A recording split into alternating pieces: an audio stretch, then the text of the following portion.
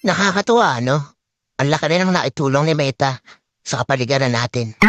Lalo na tuwing umaga, wala ka na halos makita ang mga chismosa na nakatumpok yan sa labas ng bahay niyo.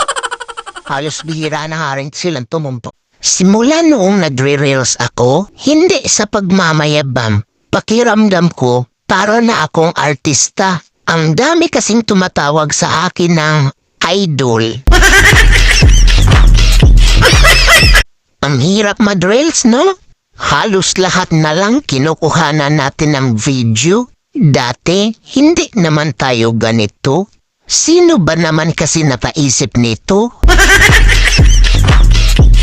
Alam mo ba na masama maligo araw-araw? May masamang epekto daw to sa balat dahil sa chemical ng sabon. At pwede din bumaba ang immune system mo. Random facts. Mga ginagawa mo sa araw-araw na masama pala sa kalusugan mo. Pagkagising mo ba ay nagse-cellphone ka kaagad? Yung nag-post ka sa Reels, then after 1 month, may lumabas sa notification mo. Tuwang-tuwa ka pa. Ang sabi, congratulations, your reel reached 100 views. Sa 4Piece, wala ang pangalan ko. Sa Tupad, wala din ang pangalan ko. Sa Ayuda, wala pa rin ang pangalan ko. Ngayong Botohan, wala rin ang pangalan mo sa listahan ko.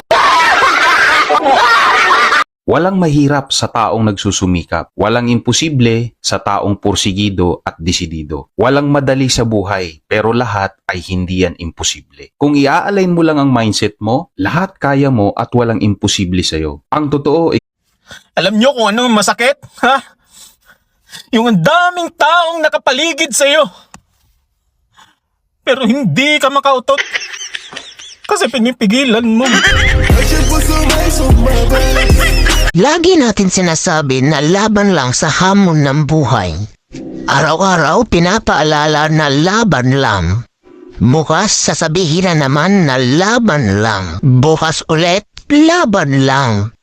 Laban. Walang nanonood sa'yo? Walang nagsishare ng mga post mo? Konti lang ang viewers mo sa tuwing nagda-live ka? Hindi ka sinusuportahan ng mga kamag-anak mo? Kaibigan mo? Kakilala mo? Kapitbahay mo? Pinagtatawanan ka dahil sa pagre-reels mo? Saglit lang na dumaan ng iyong sahod ay ubus na naman, di mo man lang ramdam. Di mo man lang ramdam.